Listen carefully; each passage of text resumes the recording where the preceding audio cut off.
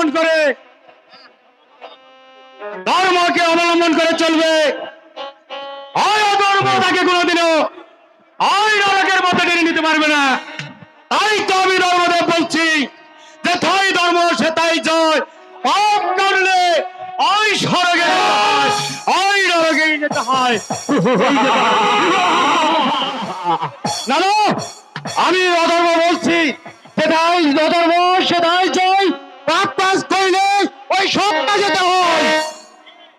কে কে বললো ধর্ম বড়? এই অধর্ম থেকে বাস করে এই ধর্ম সেখানে আসতে পারে না। এই বর্তমান সমাজের মানুষ সব জেনেও এই অধর্মকে অবলম্বন করে তারা চায় অনেক বড় হতে। কই তখন কোথায় থাকে তোমার ধর্ম? তখন কোথায় থাকে তোমার ধর্ম? অধর্মদেব বলছি, তাই তো আমি এই অধর্ম দেব বলছি, যেথায় অধর্ম যেথায় অধর্ম সেটাই জয়, পাপ কাজ করলে স্বর্গে যেতে হয়, স্বর্গে যেতে হয়।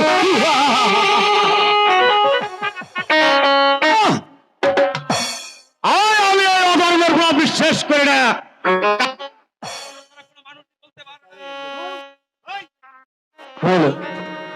ধর্ম ছাড়া যে কোনো মানুষই চলতে পারে না। আর যারা ধর্মকে ভুলে যায়, ওই স্বয়ং ভগবানও তাকে ঘৃণা করে। আর এই সব জেনেও ওই মানুষ কখনো ধর্মের পথে সাড়া দিতে পারে না। তাই তো মানুষের বিচারে ওই ধর্মই হচ্ছে সবচেয়ে বড়। না, আমি মানি না তোমার নীতি বাক্য। এই জগতের মানুষ এই অধর্মকে বড় বলে ফেলে, ধর্ম কর্ম ভুলে গিয়ে এই অধর্মের পথে এগিয়ে আসে। আর তারা চায় এই অধর্মের অর্থ অবলম্বন করে অনেক বড় হতে। তখন কোথায় থাকে তোমার ধর্ম? অসম্ভব কথা। আগে ধর্ম পরে কর্ম। তোমরা যদি ধর্ম কর্ম ঠিক রেখে চলতে পারো, তাহলে যে এই দুনিয়ার কোন শক্তি তোমাকে কিচ্ছু করতে পারবে না। না, এখন তোমার ধর্মের বাহাদুরি, বড় ধর্ম ছোট, আর এই অধর্মই হচ্ছে সবচেয়ে বড়। আমি বলবো এই অধর্ম ছোট আর ধর্মই হচ্ছে সবচেয়ে বড়। তাহলে আমি তোমাকে এই সত্যের বেলায় স্বীকার করতে বাধ্য হবো যে এই অধর্মই হচ্ছে সবচেয়ে বড়। আর ধর্মের ধর্মের কাছে অধর্মের শক্তি অতি তুচ্ছ রে বোকা। আমার শক্তির সামনে আর অধর্মের শক্তি তীরের ন্যায়ের মতো উড়ে যাবে। বেশ, তাহলে সত্যের পরীক্ষা হয়ে যাক। আসো।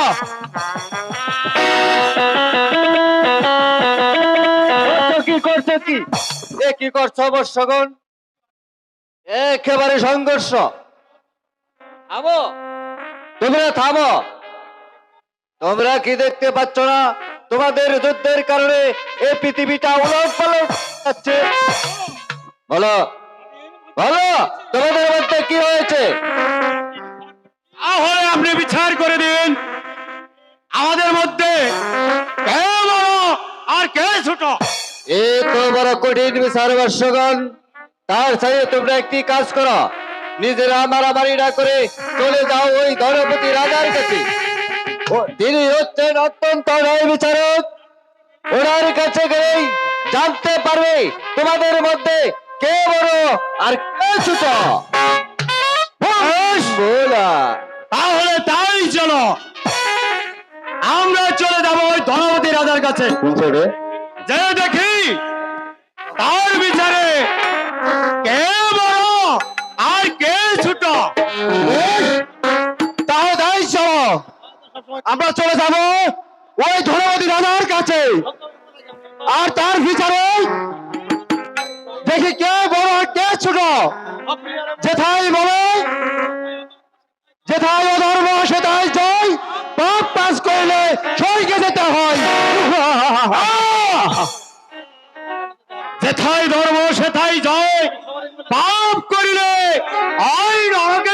হয়, নরকেই যেতে হয়, নরকেই যেতে হয়।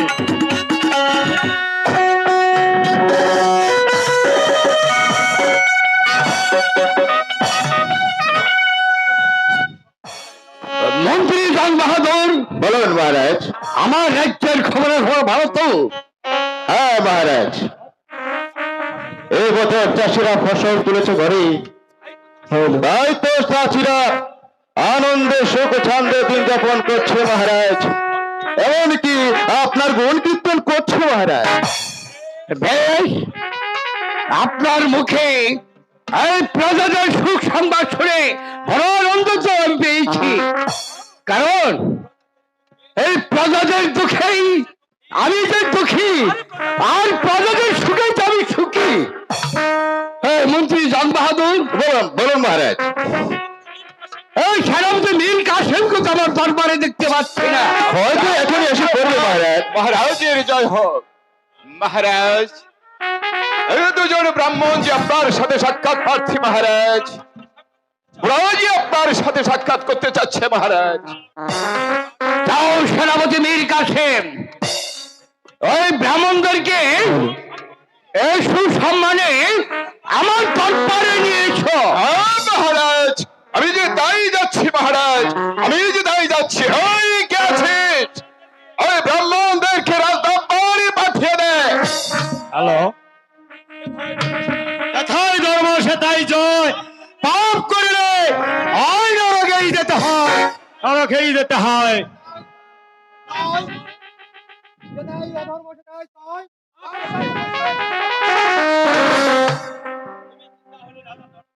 তুমি কি তাহলে রাজা ধনপতি? হ্যাঁ হ্যাঁ যাবাগণ, আমি হলাম এই রাজ্যের ধনপতি রাজা। বলুন দেবগণ। আপনারা কি উদ্দেশ্যে আমার এই দরবারে এসেছেন? তুমি আমাদের মধ্যে সূক্ষ্ম বিচার করে দাও। এই পৃথিবীর মধ্যে আর অধর্ম বড় না এই ধর্মদেব বড়?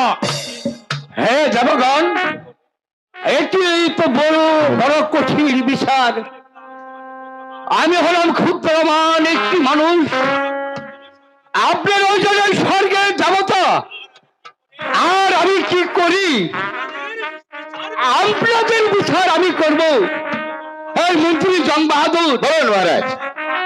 এই সেনাপতি মীর কাসেম, মহারাজ, মহারাজ, আপনি যখন এই বিচারের আসনে বসেছেন, ওই তখন বিচার যে আপনাকেই করতে হবে মহারাজ। হ্যাঁ হ্যাঁ মহারাজ, আমি বলছিলাম কি, এই দেবগণকে আজকের মতো আপনার এই অতিথিশালায় আতিথ্য গ্রহণ করতে বলুন মহারাজ। এই যে অতি উত্তম প্রস্তাব মহারাজ, মন্ত্রী জং বাহাদুর যে ঠিকই বলেছে মহারাজ। আগামীকাল সকাল 10 ঘটিকার সময় ওদের একটু সূক্ষ্ম বিচার করে দিবেন মহারাজ। উত্তম উত্তম হয়েছে। এই মন্ত্রী জং বাহাদুর, বলুন মহারাজ। হে দেবগণ, আপনারা আমার আতিথ্য শালায় এই অতিথ্য গ্রহণ করুন। আগামীকাল বেলা 10 ঘটিকার সময় আপনাদের সূক্ষ্ম বিচার করব। রাজা ধনপতি, আমি যে আপনার অতিথিশালায় চলে গেলাম। আগামীকাল বেলা 10 ঘটিকার সময় আমরা আবার আসবো। আপনি আমাদেরকে সূক্ষ্ম বিচার করে দিবেন। এই পৃথিবীর মধ্যে কে বড় আর কে ছোট? কথাই বলে যেথায় ধর্ম সেটাই জয়। পাপ করিলে ওই নরকেই যেতে হয়, নরকেই যেতে হয়, নরকেই যেতে হয়। রাজা ধনপতি, আমিও চলে যাচ্ছি আপনার অতিথিশালায়। একটি কথা বলে যাচ্ছি, কোথায় বলে যেথায় অধর্ম সেটাই জয়। পাপ কাজ করিলে ওই স্বর্গে যেতে হয়। হ্যাঁ মন্ত্রী জং বাহাদুর, বলুন মহারাজ। এই সেনাপতি মীর কাসেম, ওরে মহারাজ, যাবতন তো চলে গেল। তাহলে আমি এখন আমি যে ভেবে পাচ্ছি না, আমি ওদের কেমন করে এই বিচার কিসের জবাব দেব? মহারাজ, আপনি এর জন্য কোনো বিচলিত হবেন না মহারাজ। আমি বলছিলাম কি, আমি আর সেনাপতি মীর কাসেম মিলে দুটি সিংহাসনের ব্যবস্থা করব। একটি সিংহাসন থাকবে সোনার, আর একটি সিংহাসন থাকবে রূপোর।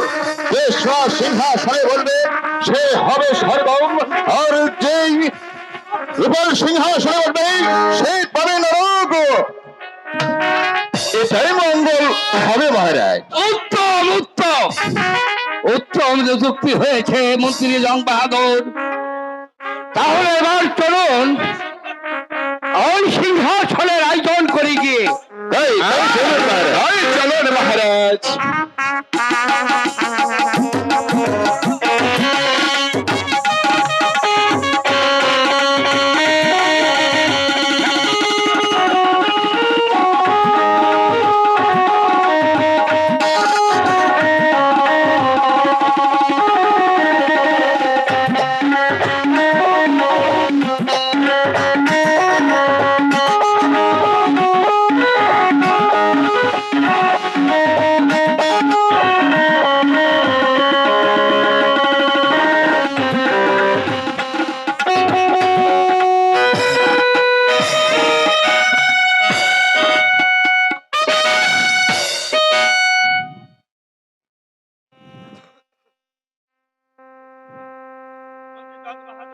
মন্ত্রী জং বাহাদুর, এই সেনাপতি মীর কাসেম মহারাজ, সে দেবগঞ্জে বিচার চেয়েছে,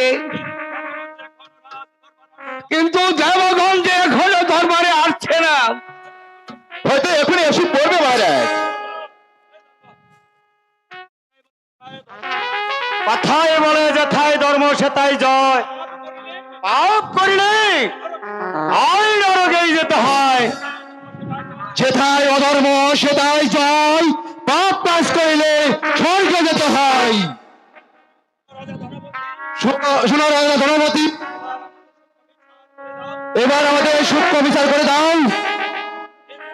হে দেবগণ, ওই তো দুটি সিংহাসন সাজানো রয়ে গিয়েছে, আপনি আপনাদের আসন গ্রহণ করুন।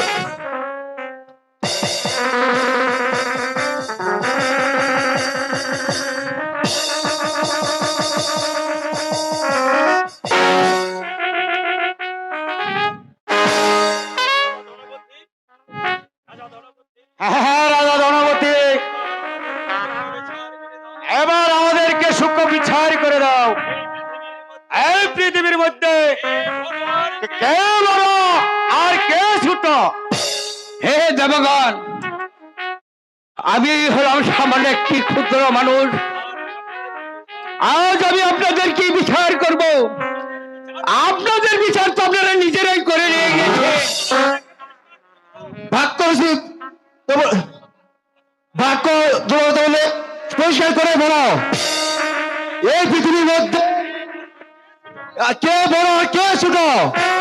হ্যাঁ দেবগণ, আপনারা নিজ নিজ আসন ঢাকনা খুললে আপনারাই বুঝতে পারবেন এই পৃথিবীতে কে বড় আর কে ছোট।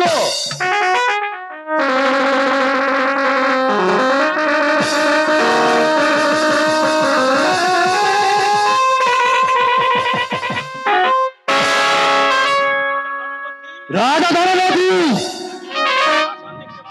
আমি দেখতে পাচ্ছি একটি সুরা সিংহাসন আর একটি সিংহাসন। হে দেবগণ, আপনাদের মধ্যেই যে রূপার সিংহাসনে বসে আছেন সে হচ্ছে ছোট, আর যে স্বর্ণের সিংহাসনে বসে আছিল সেই হচ্ছে অনেক বড়। শুনুন রাজা ধনপতি, এই পৃথিবীর মধ্যে ছোট, তাই তো আমি যাবার বেলায় তোমাকে দিয়ে গেলাম অভিশাপ। প্রথমত হারাম স্ত্রী, দ্বিতীয়ত হারাম তোমার দুই সন্তান, তৃতীয়ত হারাম তোমার সোনার সিংহাসন। অভিশাপ অভিশাপ অভিশাপ। রাজা ধনপতি, আমি ওদের চলে যাচ্ছি। তবে যাওয়ার পূর্বে আমি তোমাকে একটি কথা বলে যাই, ওই ধর্মদেব তোমাকে দিয়ে গেল অভিশাপ, আর আমি ধর্মদেব, আমি থাকবো তোমার সব সময় তোমার পিছনে পিছনে। আমি ভারতবর্ষের জন্য ওই তৃপ্ত ভ্রমণে চলে যাব। এই 12 বছর পর ফিরে এসে আমি যে তোমাকে আমার মুখে তুলে নিব, তাই তো যাবার পূর্বে আমি তোমাকে দিয়ে গেলাম শত শত আশীর্বাদ, আশীর্বাদ, আশীর্বাদ, আশীর্বাদ। এই মন্ত্রী জং বাহাদুর, বলুন মহারাজ। ও অধর্ম দিয়ে গেল আমাকে অভিশাপ, আর ধর্ম দিয়ে গেল আমাকে আশীর্বাদ। আমি তো কিছুই বুঝতে পারছি না তো। আমি কি ন্যায় বিচার করেছি নাকি অন্যায় বিচার আমি করিলাম? মহারাজ, মহারাজ, আপনি যখন বিচার করেছেন, ওই ধর্মদেব আপনাকে দিয়ে গেছে অভিশাপ, আর ওই ধর্মদেব আপনাকে দিয়ে গেছে শত শত আশীর্বাদ। এড়িয়ে আপনি আর কখনো কোনো চিন্তা করবেন না মহারাজ। মহারাজ, ওই ধর্মদেবের আশীর্বাদ আপনি মাথায় নিয়ে আপনি আপনার এই রাজকার্যকে পরিচালনা করে যাবেন। ওই ধর্মদেব আপনার যে কোনো দেরি কোনো ক্ষতি করতে পারবে না মহারাজ।